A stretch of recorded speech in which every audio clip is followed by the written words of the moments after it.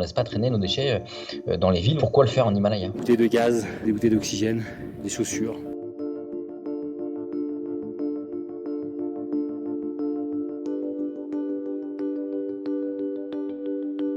Moi, j'avais décidé d'aller tenter l'Everest pour mes 40 ans en 2010. Dans le milieu de l'alpinisme et de la montagne, on sait que l'Everest, c'est la plus haute poubelle du monde, c'est la plus haute décharge du monde. Et donc, je me suis dit, je vais organiser une opération de dépollution. Et si je peux, si je suis acclimaté, je tenterai le sommet. Donc, on a fait 1 tonne de déchets, ce qui était une première mondiale française pour l'époque. Et puis, j'ai réussi à faire le sommet en passant. Et ça m'a donné l'idée d'aller vérifier sur les autres sommets si on avait aussi cette pollution. C'est une zone de stockage au camp de base avancé du Makalu. Donc on identifiera un peu plus précisément tous ces déchets quand on aura enlevé les bagues, les sacs. Alors, le cumul des 2 expéditions Makalu et Annapurna, c'est 4 tonnes de déchets collectés, triés et redescendus dans les basses vallées. Pour redescendre du Makalu, aux 2,5 tonnes du Makalu, il a fallu environ 80 Sherpas, puisqu'un Sherpa, ça porte entre 25 et 30 kilos. On trouve énormément de déchets qui proviennent en fait des anciennes expéditions, de plastique, de tentes, de vieilles cordes, des contenants métalliques, des canettes, des récipients, des casseroles, des bassines, mais aussi des thermos, beaucoup de composants métalliques, des composants plastiques, des emballages, énormément d'emballages.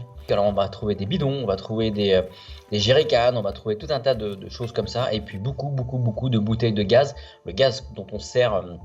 J'allais imaginer un petit peu comme le camping-gaz pour faire chauffer sa nourriture en altitude. Et puis des grosses bouteilles de gaz qui servent, elles, à apporter du confort aux expéditions, c'est-à-dire des radiateurs chauffants. Dans la vallée de l'Everest, la vallée du Khumbu, aujourd'hui, c'est plus de 40 000 personnes qui viennent chaque année faire de la randonnée. Le peuple népalais, sa première priorité, c'est d'abord de manger, c'est pas forcément l'environnement. Donc eux, quand une expédition paye la logistique, il n'y a pas nécessairement de surveillance de ce qui se passe par les agences de trekking et d'expédition.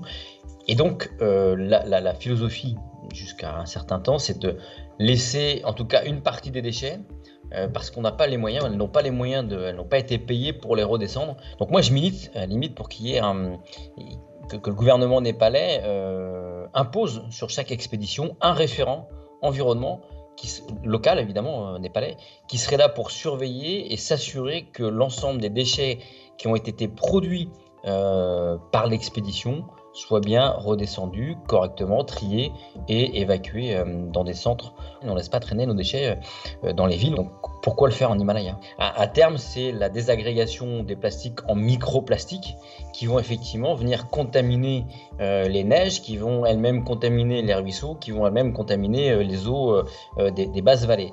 L'idée à Himalayan Cleanup, c'est d'avoir un train d'activité de dépollution sur plusieurs années. Normalement, le prochain objectif, c'est le K2 en 2025.